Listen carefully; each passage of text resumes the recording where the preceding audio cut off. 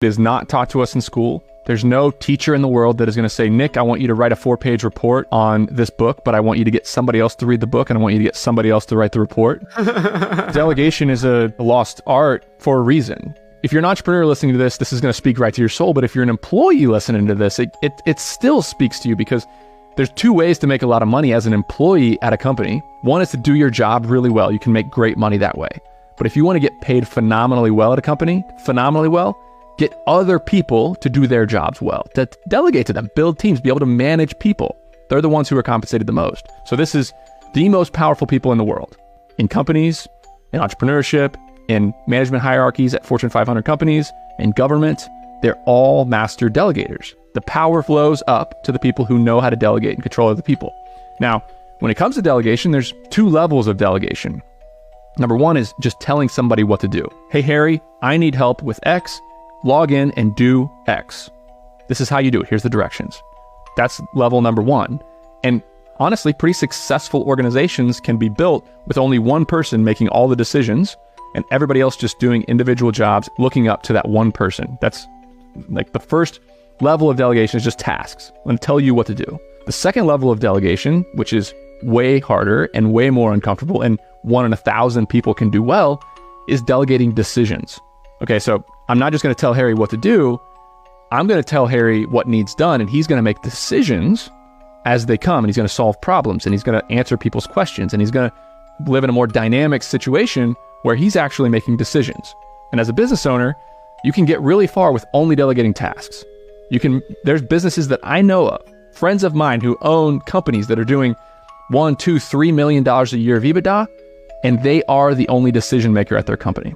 As a manager of people, your job is to get a look into somebody's brain and constantly be judging their ability to delegate. When you start a company and you have a small team, imagine you're the boss and you're sitting in the corner office and you have 5 employees. They're all doing tasks. Every day they walk into your office with a problem that they need solved. You come to me, Harry, Nick, I got this big problem. Okay, get out of my way. I'll solve the problem. That's the way most business owners do it. And they never start to trust their employees to actually make decisions and solve problems. But if you ask that employee a question, hey, how would you solve this problem? Here's the goals of the company. What do you think about it? And they start talking. That's when two things happen. Number 1, they get practice making decisions now. And number 2, you're getting to see right into their mind about how they make those decisions and start to build trust. Some of them are going to talk in circles and you're going to be like, okay, well, obviously they have absolutely no idea how to solve this problem. But some of them are going to start to do really well. They're going to start to answer your questions and say, oh, I understand. I can think about it this way. This is what I would do. You're going to send them off to solve the problem. Then they'll come back to you with another problem. If they keep coming back to you with the same one over and over again, you kind of know maybe they're not thinking about things the same way.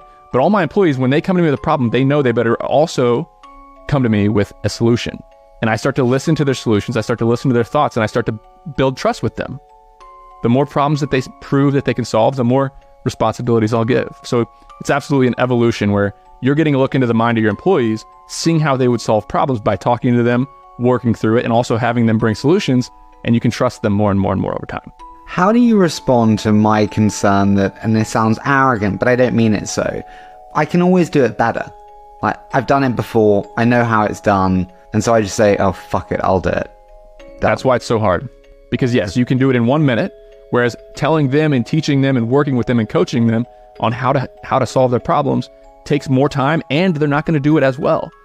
So yes, it's a process, but what happens is it's a snowball. It accumulates. The momentum picks up. And if you start to work with these employees and invest in these employees and give them more tasks, it starts to roll down the hill. They start to get better and better. And before you know it, they're actually better than you. And you have no idea what's going on inside of your own company.